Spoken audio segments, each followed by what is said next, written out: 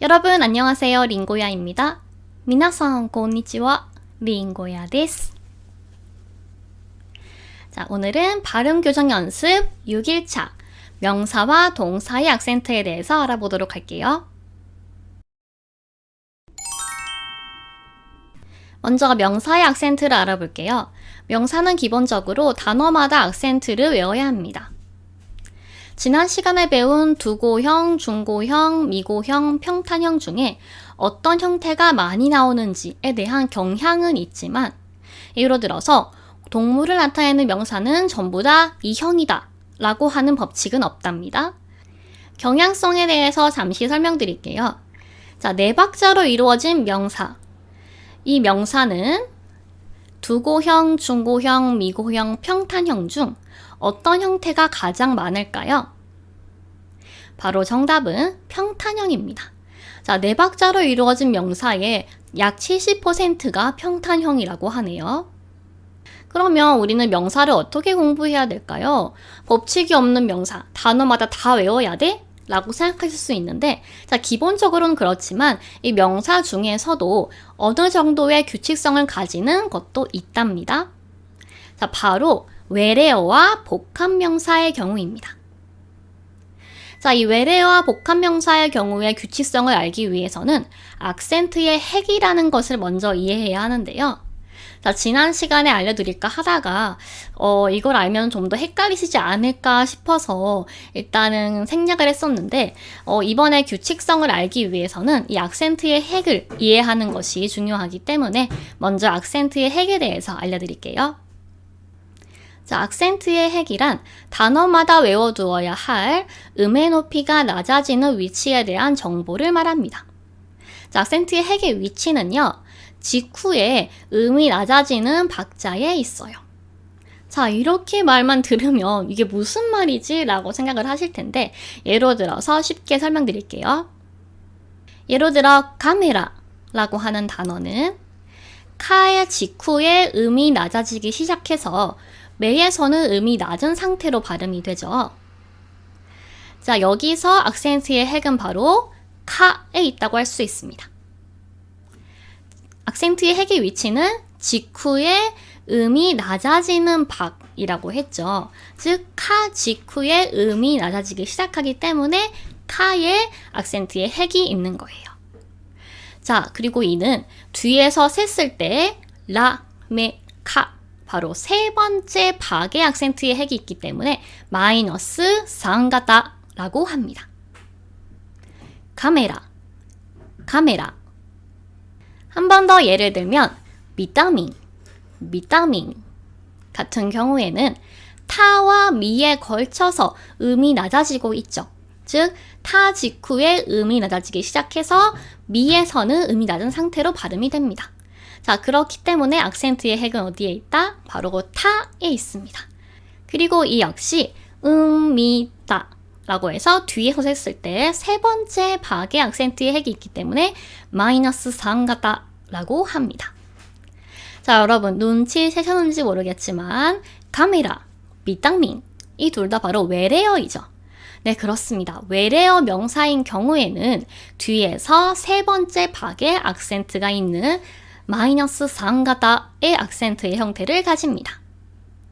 바나나, 바나나, 치킨, 치킨,ドライブ,ドライブ, 바타, 바타. 그럼 다음 단어들은 악센트의 핵이 어디에 있을까요? 잘 들어보세요. 카렌다, 카렌다, 사카, 사카, 리사이클, 리사이클. 잘 들어보시면 이 단어들의 악센트의 핵은 바로 뒤에서 세 번째 박자가 아니라 뒤에서 네 번째 박자인 것을 알 수 있습니다. 자, 예를 들어서 리사이클을 보면 리사이클에서 세 번째 박자는 뭐죠? 뒤에서 셌을 때 세 번째 박자는 바로 이죠. 하지만 실제로 발음이 될 때는 리사이클이라고 해서 사와 이에 걸쳐서 음이 낮아지는 것을 알 수 있습니다. 따라서 악센트의 핵은 뒤에서 네 번째 박자인 바로 사에 있는 거죠. 사카도 마찬가지입니다. 사카도 뒤에서 세 번째 박은 작은 츠인데 실제로는 뒤에서 네 번째 박인 사의 악센트에 핵이 있고요. 가렌다도 마찬가지로 뒤에서 세 번째 박은 응인데 응이 아니라 네 번째 박인 레의 악센트에 핵이 있습니다.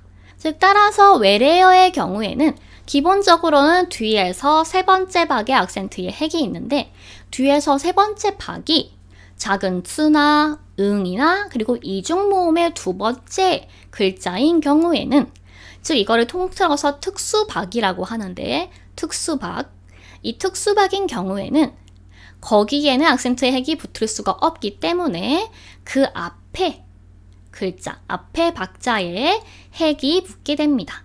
즉 뒤에서 세 번째 박에 악센트에 핵이 붙지만 그 박자가 특수박인 경우에는 뒤에서 네 번째 박에 악센트에 핵이 붙는다 라고 할 수 있습니다. 자, 하지만 이러한 법칙에도 예외는 있어요. 예를 들어서 이탈리아, 아메리카와 같이 어디에도 핵이 없는, 즉 평탄형으로 발음이 되는 경우가 있습니다. 자, 이 경우는 그렇게 많지는 않기 때문에 그런 단어들을 만날 때마다 외워두시길 바랄게요. 그럼 자주 쓰이는 외래어를 연습해 볼까요? 잘 듣고 따라해 주세요.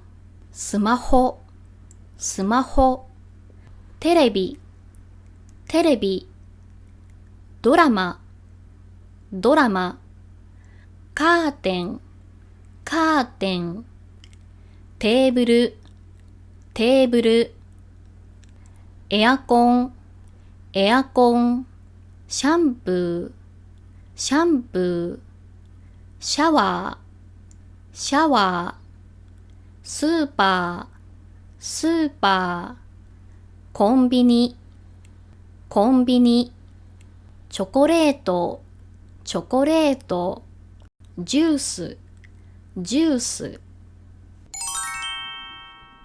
자, 그 다음으로 복합명사에 대해서 알아보도록 할게요. 다음 일본어를 잘 듣고 질문에 답해주세요. 1번, 나고야, 다이가쿠. 2번, 나고야 다이가쿠. 자, 이 1번과 2번 중에서 나고야 대학을 나타내는 단어는 무엇일까요? 1번은 나고야 다이가쿠, 2번은 나고야 다이가쿠. 자, 정답은 바로 2번입니다. 자, 1번과 2번 어떤 차이가 있었죠? 첫 번째 1번은 나고야, 다이가쿠. 이렇게 나고야와 대학을 따로따로 이야기한 겁니다. 나고야 그리고 대학인 거죠. 그런데 2번 같은 경우에는 나고야 다이가쿠, 나고야 다이가쿠 라고 해서 나고야 대학, 그 대학 이름을 이야기를 한 거예요. 자, 둘 다 나고야 대학이라는 이야기를 하고 있는데 왜 첫 번째는 나고야 그리고 대학이고 두 번째는 나고야 대학이라는 대학 이름이 될까요? 자, 바로 이는 악센트의 차이가 있기 때문입니다. 자, 첫 번째의 경우에는 나고야, 다이가쿠라고 해서 나고야에서 음이 떨어진 부분이 다시 다이가쿠에서 올라가고 있어요. 즉 악센트의 파도가 두 개가 됩니다. 자, 우리 지난 시간에 배웠듯이 한 단어 안에서는 음이 낮아졌다가 다시 올라가는 일은 없다? 있다? 바로 없다라고 했죠. 만약에 내려갔다가 다시 올라간다면 그건 한 단어가 아니라 나고야, 다이가쿠와 같이 나뉘어진 단어라고 본다라고 했죠. 자, 그렇기 때문에 이 나고야, 다이가쿠는 나고야 대학이 아니라 나고야 그리고 대학이 됩니다. 자, 그런데 이번의 경우에는 나고야 다이가쿠, 나고야 다이가쿠 라고 해서 이에서 음이 낮아지고 있고요. 다시 올라가는 곳이 없습니다. 이러한 악센트의 파도를 그려요. 악센트의 파도가 하나인 거죠. 자, 따라서 이는 한 단어로 인식이 되고요. 나고야 대학이라는 대학 이름이 됩니다. 자, 한 가지 더 예를 들어볼게요. 자, 우리가 해외여행은 일본어로 뭐라고 하죠? 네, 맞습니다. 바로 가이가이旅行, 가이가이旅行라고 하는데요. 자, 이를 해외 그리고 여행, 즉 나눠서 발음하면 어떻게 될까요? 바로 가이가이, 료꼬가 됩니다. 가이가이, 료꼬. 하지만 합쳐지면 가이가이 료꼬, 가이가이 료꼬. 이렇게 하나의 단어, 즉 복합 명사가 되면서 악센트의 파도가 하나인 이러한 모양의 명사의 악센트가 되는 것이죠. 자, 복합 명사는 뒤에 붙는 명사의 박의 길이나 악센트의 형태에 따라서 악센트의 핵의 위치가 달라지는데요. 자, 기본적인 패턴을 알려드릴게요. 자, 그 전에 전제 하나가 있는데 바로 앞에 붙는 명사의 경우에는 그 명사가 가지고 있는 악센트의 핵이 사라지게 됩니다. 그러면서 복합 명사의 악센트의 핵은 하나로 남게 되는데요. 즉, 더 쉽게 말하면 나고야 다이가쿠, 가이가이 료코처럼 이러한 하나의 파도를 그린다라는 겁니다. 총 5가지 패턴이 있는데요. 첫 번째, 뒤에 붙는 명사가 한 박인 경우, 그 경우에는 복합 명사의 악센트의 형태는 마이너스 니가타가 됩니다. 즉, 뒤에서 두 번째 박의 악센트의 핵이 있는 거죠. 오사카시, 지요다쿠. 두 번째, 뒤에 붙는 명사가 두 박인 경우에는 마이너스 3가타가 됩니다. 즉, 뒤에서 세 번째 박의 악센트의 핵이 있죠. 아이치켄, 가가미모치. 세 번째는 뒤에 붙는 명사가 세 박인 경우입니다. 자, 이 경우에는 마이너스 3가타가 됩니다. 즉, 뒤에서 세 번째 박자에 악센트의 핵이 있는 건데요. 프로야규, 나마타마고. 네 번째, 뒤에 붙는 명사가 네 박인 경우에는 마이너스 4가타, 즉 뒤에서 네 번째 박자에 악센트의 핵이 있습니다. 신오사카. 마지막 5번째, 뒤에 오는 명사의 박의 길이가 5박 이상인 경우에는 뒤에 붙는 명사의 핵의 위치가 그대로 유지가 됩니다. 도쿄 올림픽. 자, 이렇듯 뒤에 오는 명사의 박의 길이에 따라서 복합 명사의 악센트의 핵의 위치, 즉 복합 명사의 악센트의 형태가 정해지기 때문에 앞에 붙는 명사가 무엇이든 뒤에 붙는 명사가 같으면 똑같은 형태의 악센트를 가지게 됩니다. 예를 들어서 아까 오사카시, 오사카시가 있었죠? 그러면 서울시는 서울시, 서울시. 뒤에서 두 번째 박자인 르의 악센트의 핵이 있는 거죠. 단 특수박인 경우에는 외래어 때와 마찬가지로 그 앞에 박자의 악센트의 핵이 놓이게 됩니다. 그리고 기본 패턴을 따르지 않는 예외도 있답니다.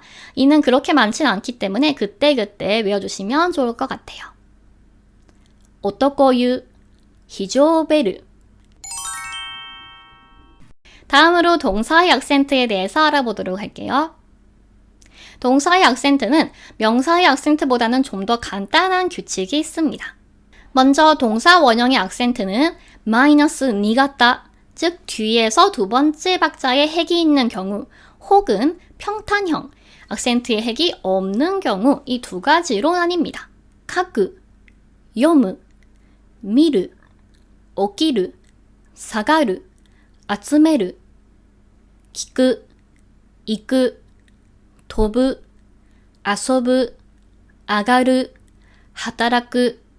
그리고 동사는 마스형, 태형, 타형, 마형 등등으로 바뀌죠. 자, 그럴 때에도 이 두 가지 그룹으로 나뉘어서 모양이 달라지게 됩니다. 카쿠, 카이테, 카이타, 카케바, 카카나이, 카키마스, 키쿠, 키이테, 키이타, 키케바, 키카나이, 키키마스. 자, 먼저 테타바형을 볼까요? 마이너스 니가타의 동사의 경우에는 테타바의 두 박 앞에 악센트의 핵이 있습니다. 자, 따라서 카쿠 쓰다죠? 이 카쿠의 경우에는 카이테, 카이타, 카케바 라고 해서 테타바의 두 박 앞에 있는 카의 악센트의 핵이 놓이게 됩니다. 단, 미테, 미타와 같이 테와 타 앞에 한 박밖에 없는 경우에는 두 박 앞으로 가지 않고 바로 그 한 박 앞으로 가서 거기에 악센트의 핵이 놓이게 됩니다. 반면 평탄형의 악센트를 가진 동사를 보면 태와 타형의 경우에는 평탄형으로 발음이 됩니다. 기대, 기다 이렇게요. 자, 그런데 바형 같은 경우에는 평탄형이 아니라 바 앞에 박자에 핵이 놓이게 됩니다. 다음으로 부정형, 나이형을 볼게요. 마이너스 니가타의 동사의 경우에는 나이 앞에 박자에 악센트의 핵이 붙습니다. 자, 따라서 가까나이, 가까나이와 같이 발음이 됩니다. 반면 평탄형의 악센트의 동사의 경우에는 나이형으로 바뀌어도 평탄형으로 발음이 됩니다. 기까나이, 우타와나이. 다음으로 마스형의 같은 경우에는 마이너스 니가타이든 평탄형의 악센트의 동사이든 상관이 없이 바로 마의 악센트의 핵이 붙습니다. 따라서 가키마스, 키키마스, 시라베마스, 우타이마스 이렇게 동일한 악센트의 형태가 되는 것이죠. 참고로 마스형의 부정형, 과거형 등은 이렇게 발음이 됩니다. 우타이마센, 우타이마센, 우타이마시타, 우타이마시타, 우타이마센でした, 우타이마센でした, 우타이마쇼, 우타이마쇼. 마지막으로 동사의 악센트에 대해서 2개 더 알려드릴게요. 자, 첫 번째는 아까 제가 동사의 악센트는 마이너스 니가타 혹은 평탄형 이 2가지라고 했는데 실은 예외인 경우도 있습니다. 바로 마이너스 상가타의 악센트의 동사인데요. 예를 들어서 카에르, 하이르, 토우르 같은 경우에는 뒤에서 세 번째 박, 즉 카, 하, 토의 악센트에 핵이 있습니다. 카에떼, 카에따, 카에라나이, 카에레바, 카에리마스, 하이떼, 하이따, 하이라나이, 하이레바, 하이리마스, 토떼, 토따, 토라나이, 토레바, 토리마스. 다음으로 복합동사의 경우를 볼까요? 자, 복합동사는 2가지의 동사가 합쳐져서 한 단어가 된 것을 말하죠. 자, 이는 다베오아르, 다베스기르와 같은 동사들이 있는데, 자, 이 경우에는 뒤에서 2번째 박자에 악센트의 핵이 있습니다. 그래서 다베오아르, 다베스기르 이런 식으로 발음이 됩니다. 자, 이렇게 해서 오늘은 명사와 동사의 악센트에 대해서 알아봤어요. 자, 악센트의 핵이라고 하는 새로운 개념을 배워서 좀 헷갈릴 수 있을 것 같은데요. 자, 한 번 더 영상을 보시면서 이번에는 천천히 메모를 하면서 한번 봐주시길 바랄게요. 자, 그러면 다음 시간에는 형용사, 조사, 구의 악센트에 대해서 알아보도록 할게요.